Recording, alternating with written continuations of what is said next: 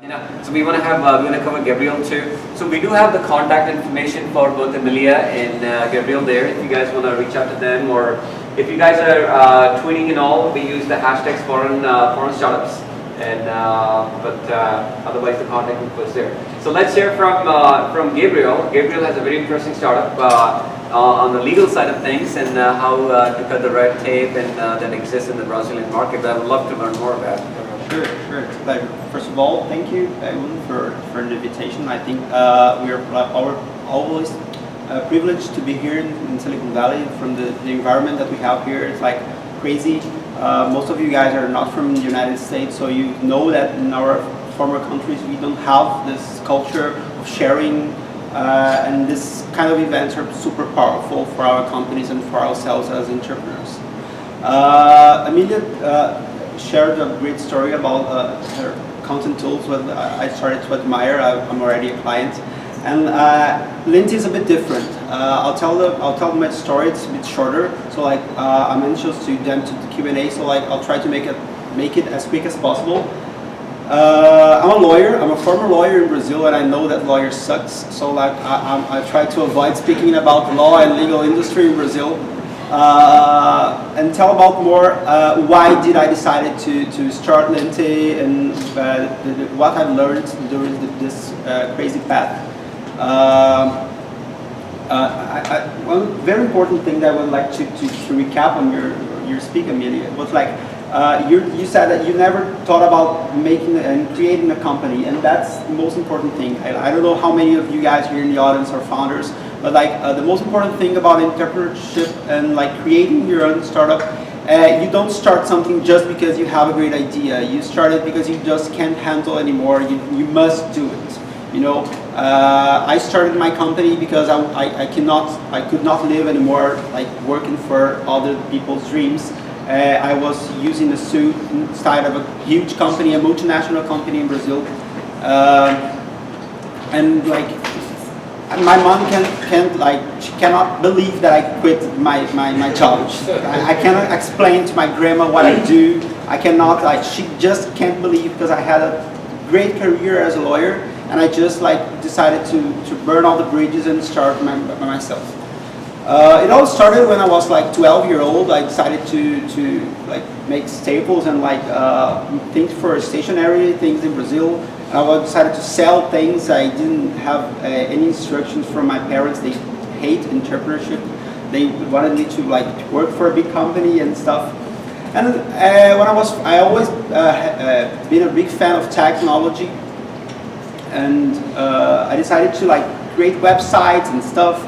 And I worked for a marketing company, and then to make it short, I worked when I was 14 years old. I worked for an ERP software in Brazil, implementing software and training people. And I decided that I'd love to work with people, and that's what I decided to study law. You know, I loved to make contacts and talk to people, and helping them get in touch with technology was a great thing to do in that time. And afterwards, during college, I tried to do something related to entrepreneurship as well. Many of them failed, of course.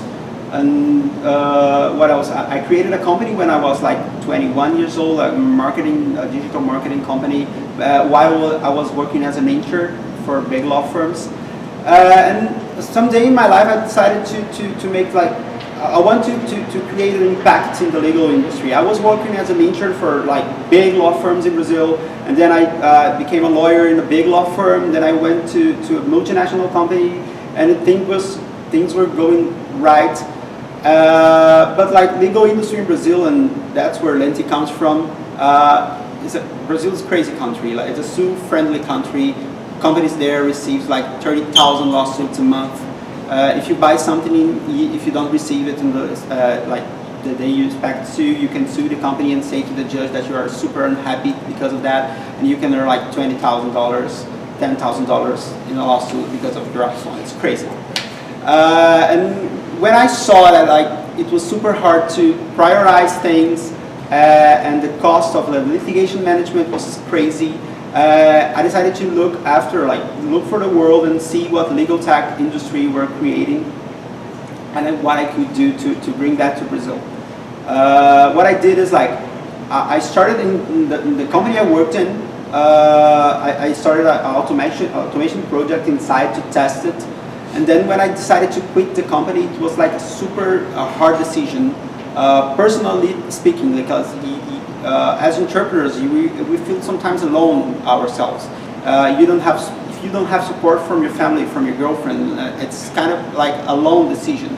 So I decided, I had support from my family. I decided to move from my original town to São Paulo, which is for those guys who don't know, is the biggest city in Brazil.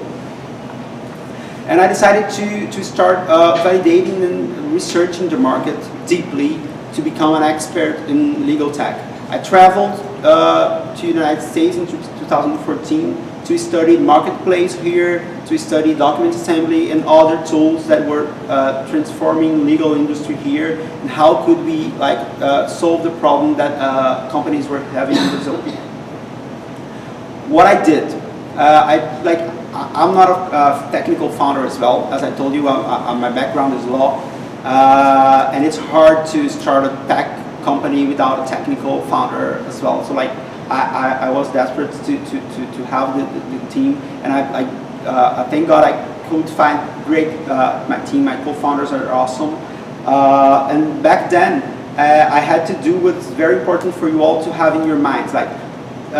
Don't feel like, oh, I don't have the skills I need to do that. Go by yourself and test it. You know, I used to sell a dream that I could have a document assembly tool, but the document assembly was myself. I was doing everything on Google Docs, and I used to send forms for people to fill. And then there was no technology. It was all myself. I was calling, and for you to better understand the powerful of the tool that we created, different from the other startups that are in the batch, we are super early stage. Linte was founded in November of 2014, after this validation of the market in Brazil I did. We created a document assembly and a marketplace for solicitors that helps companies to save up to 70% of the litigation management expenses they have monthly basis. So companies in Brazil were expending $400 every time a single client decided to sue them. And through our software, we can better management the legal issues and help them to settle faster, to relate with their lawyers in a more secure and faster way, and then to hire solicitors without relying on the lawyers to do logistics, not alone. So instead of going deeply into the tool, I would like to share about what I've learned during this short period of time that I decided to found. I gathered a team, and out of a sudden I couldn't expect that fast. I'm here in the US, being part of 500 startups. What happened? How could I do that? The most important thing is don't stop believing in yourself. You know tons of times. You must believe that you can do that, otherwise no one will believe. You cannot sell your product if you don't believe in what you are creating. Sorry about my English, by the way. And I've learned some things if you are creating startups here in the US, you must have a mindset default to yes. You know, be helpful, give first, don't expect much for people, and then things are going to start happening. 500 was a great surprise. I met Badgie Young in an event in Brazil, and I pitched her my product because one of my advisors introduced ourselves in an event, a corporate event in São Paulo, and I pitched her for a minutes, and then she decided to exchange contact with me. I sent my presentation, and then she said, "Oh, the application is open, apply," but she had already liked the product and the market. We are talking, just for you to have the picture, it's a $27 billion market just in Brazil. People are wasting lots of money, and that's what the product decided to solve. And when 500 saw that there were a great team with a business oriented guy, myself, and my co-founders, which are technical and product oriented, they decided to give us a chance, and like it's been super important for us to be here to improve the product distribution, which are they're most like great doing that. And well, it's a great pleasure to share this story with you guys. Let me show you if I had anything that I didn't say that I wanted to. No, I think that's all. My most I believe in something that it's always be curious, like always ask. You're going to be judged, especially here in the U.S. For us that are not from here. Like as I told you in the beginning, this is a very uncommon culture. Even the U.S. If you go to New York area, it's not like that. What we have here is a super powerful community that can share experiences and make your companies. Otherwise, you're going to invest here to open your company and to like start your business and run your business here, or you're going to return to your country and run your business there.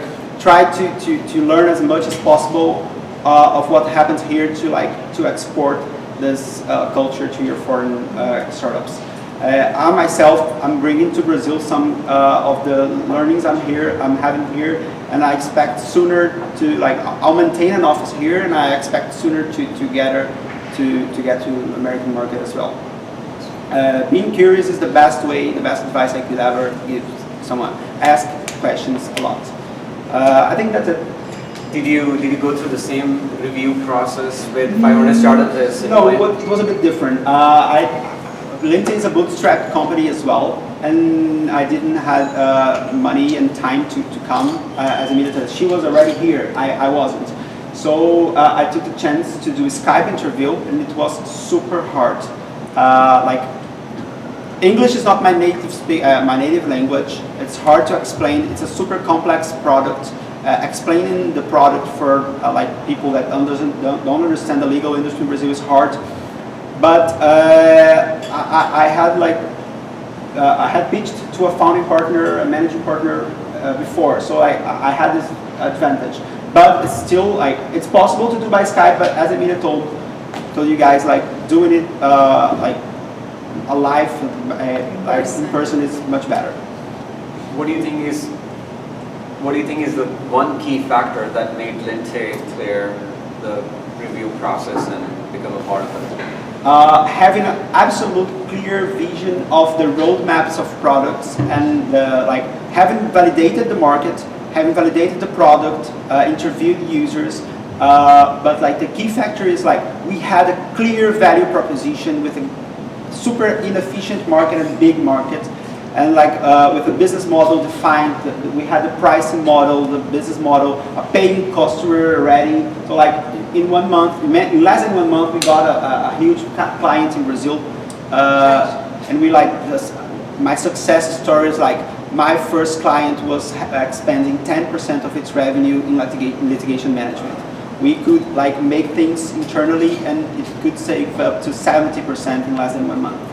So the software is proven to be efficient that way. So when I told 500 founders, that's a huge market, we must solve this problem, otherwise someone will do that. The technology tsunami in legal industry, it's happening, and I wanted to be part of it, to create the impact I dream of being part of. So for both of you, is the goal 500 Startups vision is for you to capture the Brazilian market, or to actually go beyond the Brazilian to Latin American and American and other? I think vision is something that the entrepreneur has. They will not interfere with that. I think what capture their ears for both of us seems to be that we have what we read, what we heard in every lecture we go to every speech, but we have a clear vision, as Gabriel said, of what we do, of what we see in the market, the problem we see, that we are the ones to solve that problem, that we are willing to, and we have proven ourselves to do that before. And also, of course, these proven numbers that will show that, and the vision that we have for our product. for our companies. Yeah, actually. I gotta jump into this question. It's like 500 investing. My perspective is like, and trying to answer your question more objectively. It's like they are totally focused on investing on companies that they can help on distribution. Like if they see that their expertise in distribution can be helpful for you, they definitely are going to open doors for you. Dependency on the market. Specifically, if you can expand to the US, better. But like they have like a great distribution team. If they can help you improve your distribution model in your own market, it's done. It works too. Excellent. Love that stories. I have a lot of questions, but I want to open it up to the team. Dennis, Maureen, Yes. Steven. 2 questions. You both have, first question to you. You jumped into entrepreneurship unprepared. You've been CEO for 2 years now. What was the single toughest lesson that you had to learn in these 2 years? And second question to both of you. You're both with 500 Startups. What is it that makes 500 Startup so special beyond its only money? What is it that they bring more to the table for you? I'll answer the first one. Second's Okay. mine. Thank you for this question. It's always good to rethink things and to. I learn every day. One of the toughest one is to believe in myself. That's something to learn every day. I learn a lot. I hear that from other entrepreneurs that have been in this world much longer than I. And I heard that from a guy that sold his company for $2 billion today. And not today, I heard today, he sold his company before, but, and he said the same, like you gotta trust your guts, you gotta trust yourself, you gotta trust yourself. No one knows your company, your vision, and your market better than you. So that's something to learn every day. Another thing that helped a lot to me, especially because I'm a journalist, was to learn everything tech and everything process. Like everything I can consume and notice in people that work with me. I gather myself with the best people I could find and that I could like working with. I create this it's like a family. You spend time with these people more than you spend with your parents or sister, brothers, and spouses. Not in my case because I work with my spouse. But that's it. You have to really like spending time with these people. And I was talking to you guys before. I miss them. I miss these guys. You know, the 25 that are in Brazil. I love the people that are working here with me as well. It's people that will absolutely, and I did that, invite to my birthday party and want to party with them and want to have a coffee with them and want to work all day with them. So that's something that I notice in these people that I admire. How do they do it? How do they solve problems? How do they think and not say, oh, this is an issue? No, they think, how can I solve it? And the way they process that and how they do that like in a scalable way, that always attracted me, and that's something that I see myself doing a lot more now than I used to 2 years ago. The second question, to be honest, that can sound wrong, and don't get me wrong, but I didn't come to 500s for the money. Actually, the money to us. No, yeah. Let me explain. The amount of money they put in your business for us, it wouldn't be worth it to be here. If it was like, oh, come to San Francisco, this is the money, nothing else, I would think twice, 5 times before doing that. It's expensive to live here. It's expensive to have operations here. Only the money doesn't pay itself. I came to 500s, yes, because of their distro expertise, like their human resources. These mentors, these people that if you meet him, it's crazy. And not only, and I'm not talking about knowledge or information that you can get elsewhere. I'm talking about their willingness to really help you. Like we have other 500 entrepreneurs in this room, and I'm sure they will agree with me. My POC, my point of contact there, my mentor, is a guy that used to own accountant tools in the Middle East. So I went, oh my God, they put me in contact with someone with all this expertise that went through all the problems I would go through, and the way he solved is different from the way I solved. It's amazing. One of my first meetings there, like the second week I was there, I was really having troubles selling to customers here because my English, you know, and all the stuff you already said, and I was really struggling. And I used to go to meetings with clients there in Brazil, and I was like, it's the best. It's what I love to do. And here it was painful, and I was really struggling. I talked to this guy there. His name is Matt Ellsworth. He's a comedian. He's awesome. And I talked to him, and he coached me into how to sell to customers here. And in the end, he said, you know what? If you want to, I can go with you. You have a meeting tomorrow? I'll go there with you, and I'll check if it's really the English that's coming through.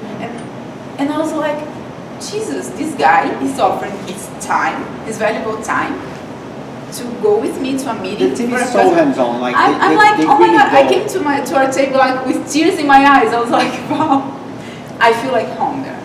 To be honest, I can definitely add to this answer 2 points. Like from this perspective, the distribution team and also the staff and the ERRs they have are super hands-on. They go and they understand that they are super worried about understanding your product, your market, and they really go with you and do stuff. I couldn't value this. It's amazing. yeah. And for me, the most important thing, the most valuable asset that I'm getting out of the program is the network, the 500, what they call 500 family. I must admit that the brand opens some doors and helps you get to some places. But what's for me, it's the most valuable thing about being part of it is like connecting to previous founders, connecting to mentors. They're all amazing. We have a dashboard. What we have access is like we mail someone, like you can talk to whatever you want, whoever you want. Like everyone is like one step connected to the network. It's super powerful network. So it's like it's crazy. That was the most important thing. Both of you are from backgrounds which are not tech, and you mentioned that that hasn't stopped you. So how did you go about in your journey finding out or connecting with technology partners for your companies? How did you go about identifying? Did you get people here? To be honest, I had it easy. I had it easy because of Elton, because of his incubator, accelerator, something-ator that they created. That had like in the beginning it was I think it was 5 or 6 companies in the beginning, and 3 took.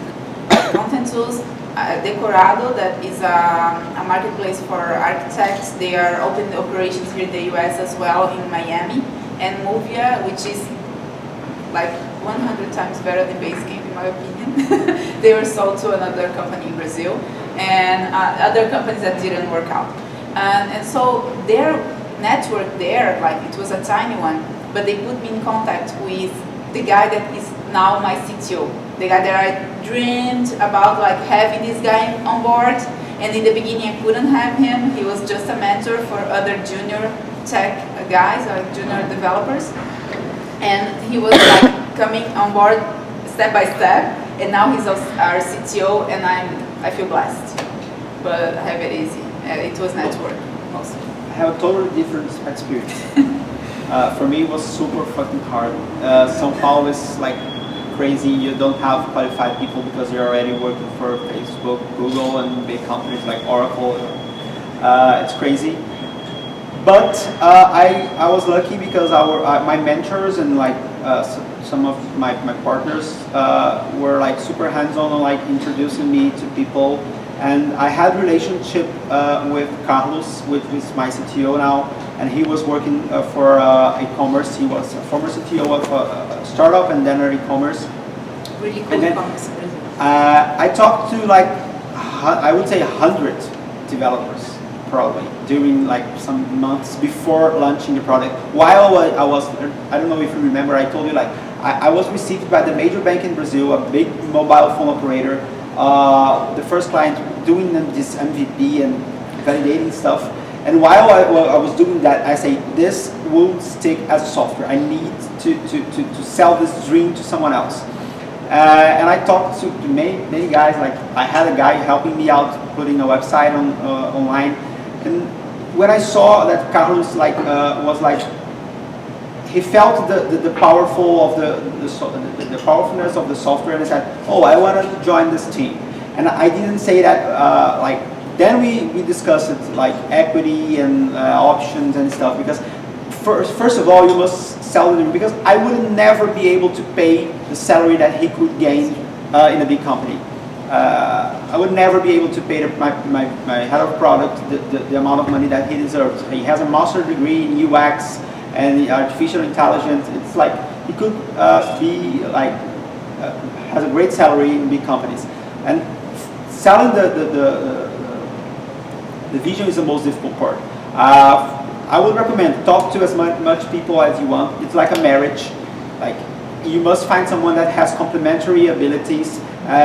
In my case, we are totally different. We have political, like everything is different. We have different visions, but the values are the same. We believe in the same thing and want to create the company because of the same reasons. So that this connected us strongly enough. So like, although like we think different, it's super funny because like we fight a lot in the conference room, and then we go out and have beers and talk about life. It's crazy. Just like marriage. Yeah, I'm privileged to have them with me. Yeah.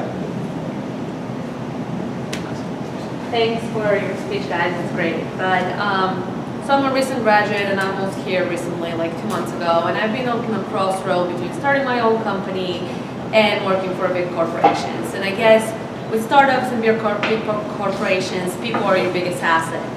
So I was wondering, you know, if I decide to take the road of starting my own network, I kind of have my own company, I'll have the fear of missing out on meeting people at a big corporation. So we're just wondering, what would you recommend if I decide to go into a big business? Is it a mistake, you know? Or is it gonna be better to start my company and build my team with starting that company? You know what I mean? It's kind of... I know, I did that, both and at the same time. Brazil, where I started Compactus, I was still working in a corporation, and I did in the beginning the validations. They work like I had meetings with clients like 8 p.m., 9 p.m., and hopefully they were very busy people, and they thought, oh, you're willing to talk to me this at this hour, great. And I'm like, yeah, great, like only time I had, and during the weekends as well. That's a really tough question, because it's something that you gotta feel it, you know. Do you feel ready? And maybe try to start validating your startup, and at the same time build a network. It's really tough to make that decision. This is like fear of missing out of like both worlds. Yeah. For me personally, as like I just graduated from school 6 months It's ago. something that you are really passionate about. Like if you had to take one off the table, which one would it be? You gave us two options, like working for big companies and starting your own business, right? Is that? Yeah, based on like not having that, or being a recent graduate, not knowing who is going to be on my team if I start. Sure, absolutely. I definitely understand, and I had this like thing in my head too for a long time. When I graduated in 2010, I decided, oh, am I going to like give a shit for this degree, or am I going to start my business? And I decided to work for big corporations, and it was great. I met good people and I acquired experience doing that. But I don't know, probably you're not so convinced about your product yet, and like I understand that FOMO of like missing the two words. I don't know, probably I would recommend you, must talk about more about that, but probably I would recommend you to work for a startup and then like being connected to the environment. That's a great advice. And then, because like you probably won't meet many entrepreneurs in great corporations, big corporations, but you definitely will meet talented people and definitely hands-on people in startups. And you have lots of opportunities here. Opportunity even to live that and see if that's the kind of living you want for yourself, because it's not easy. It's something that it's like product development. Test first. Like, don't start something without testing and validating. So like, if you want to start your business, pretend that you did and work for a startup for like a month. Do it for a month and you say that, oh, that's the life I want to.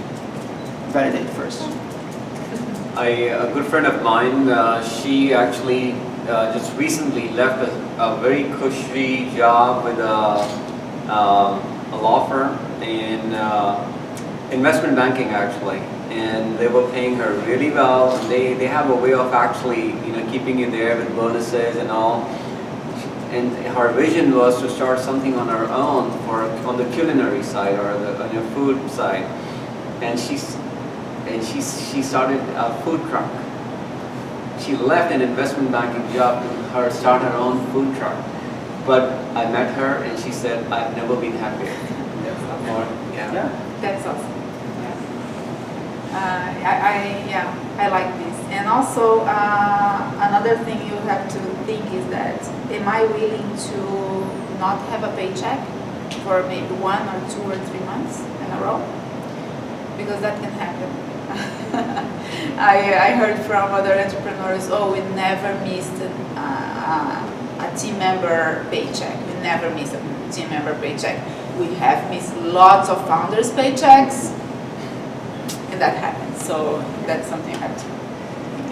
At the end of the day, entrepreneurialism is not for everyone, but then Silicon Valley is not for everyone either. If you're here, you got to be ready for the big things. Questions, guys? Yeah. I have a question about growth. You started your startup successfully, you validated it, you've gone into partnering startups, so check. Lots of people who want to start their companies put on their dream to be in a position, and you're getting interviewed, which is great. But then the next step is growing your company to, especially in the US. How are you thinking about how you're going to do that successfully? How are you going to stand out from the crowd? And what's your ambition? What's your ambition? Is that? Ambition, how big do you think you can actually get? Content tools will be the content marketing software.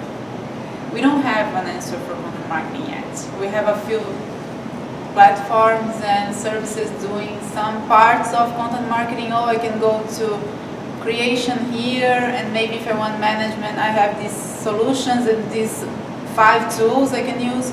We have a one-stop shop for content marketing for medium businesses, and we want to be the synonym of content marketing for US market and perhaps the whole globe. That's my ambition.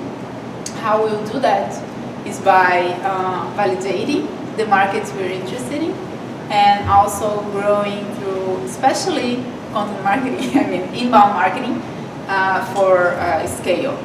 We here are using both worlds, inbound and outbound marketing, which is also a trend. But for growth, growth hacking, inbound marketing, inside sales is a really good couple for us in Brazil. I think it can happen here as well. I'll quickly answer that, and every single legal software that has been developed in Brazil are dedicated to lawyers and law firms. Linte wants to be the first one. Linte is the first one developed for companies, and I definitely want to grow in this segment. Our software, our client is the company, is who pays the bills. I personally want to cause a great impact in legal industry changing a perspective that lawyers are damaged to your company. You know, like for lawyers, the worse your company is, the better for them, because they get more money. The more lawsuits the company gets, the richer the lawyer is. So I want to change that. That's the impact, and that's where we're heading to. Like, our distribution model changed because of that. Our pricing model changed because of that, and we are eager, like, going to attack this industry from this perspective. You know, the number of lawsuits and contracts and documents generated in the platform are growing, and definitely after we see that the companies are eager to change the way they pay their lawyers and they relate them with the legal sector, we want to expand it for other countries as well. Did I answer your question? Yeah, you did. Any particular challenges you're facing with that? Sure, absolutely. We were talking this right before the talk starts. Like, legal sector is super conservative. Their softwares were built in 1997, 1999, and they use Internet Explorer. They have offline softwares. They don't know what cloud-based is. They don't know what SaaS is.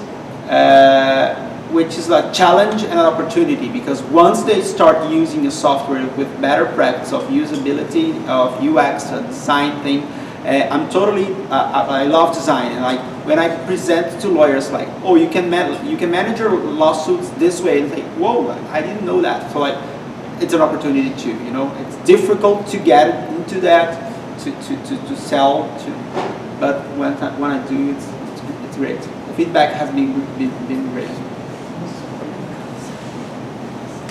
Any questions? Yes, okay. So if there are no more questions, one thing I would advise you guys all is it's who you know. You heard that before, so it's who you know. And who you know doesn't have to be your mom, dad. That's good if it is, but you know, people that matter, right? So not everybody knows Dave McClure, right? But if you know Emilia, you know Gabriel, at least you are one step closer to Dave McClure. That's how I see it, right? So on the right we have their Twitter handles and their contact info, and you guys should definitely connect. And I appreciate you guys coming over. It's wonderful and really good insights. I learn a lot every time, so I really appreciate that time. Thank you. So just one more thing is, so from time to time we really have a very interesting member base, and from time to time we have members actually reach out to us and say, you know what, I'm here today and I'm gone tomorrow, and literally and figuratively, like in the sense like they're leaving San Francisco in 3 days and they're here for a meeting. So Stephen here came here, I think, you know, I just found out, but you're here for a meeting with Facebook, and I don't know if I'm supposed to tell this or not, but I did. I'm sorry if I did. You already did, so go ahead. And Facebook invited him. That's true. That doesn't happen a lot. So there is some connection. So good things are happening. The reason I wanted to mention one more thing is we have one entrepreneur here who actually wanted to come, and he's here for a very few days. He has some meeting with investors, but he has a very short time frame, and he wanted to take this pedestal to just briefly talk about his product and the concept. And I'm talking about Gillette, and so if you guys are okay, I want to bring him here and just briefly talk about your product. Sure. Yeah. Do you want me to set up?